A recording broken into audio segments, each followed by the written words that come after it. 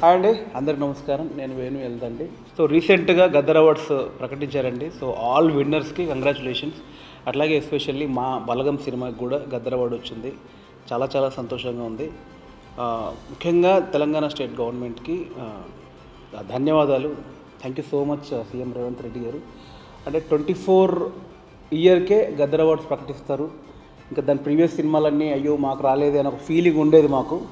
But లక్కీగా ఒక షాకింగ్గా 2014 నుంచి 24 వరకు 23 వరకు ప్రతి ఇయర్కి ఒక బెస్ట్ 3 మూవీస్ సెలెక్ట్ చేసి వాళ్ళకు కూడా అవార్డు ఇచ్చారు. సో ఎప్పుడైతే ఈ అవార్డులు ఆగిపోయి అక్కడి నుంచి మిస్ అయిపోయామే అనుకునే వాళ్ళందరికీ మళ్ళీ సాటిస్ఫై చేశారు.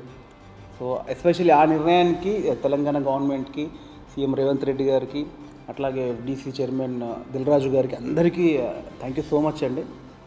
సో మళ్ళీ మేము ఆ అవార్డు ఫంక్షన్లోకి వెళ్ళి ఫస్ట్ తెలంగాణ స్టేట్ అవార్డు తీసుకుంటున్నందుకు, నా ఫస్ట్ మూవీకే స్టేట్ అవార్డు రావడం చాలా చాలా హ్యాపీగా ఉంది. సో ఎంటైర్ మా బలగం మూవీ ద్వారా మా తరపున తెలంగాణ గవర్నమెంట్కి, సీఎం రేవంత్ రెడ్డి గారికి ధన్యవాదాలు సార్. Very happy. సో బలగం రిలీజ్ అయ్యి ఆల్మోస్ట్ 2 years దాటింది. బట్ ఇంకా ఏదో రకంగా 1 monthకో 2 monthకో ఏదో రకంగా మళ్ళీ బలగం సంబంధించిన ఏదో ఒక అవార్డు ఫంక్షను లేకపోతే ఎక్కడో ఏదో డిస్కషన్ ఇంకా వస్తూనే ఉందండి.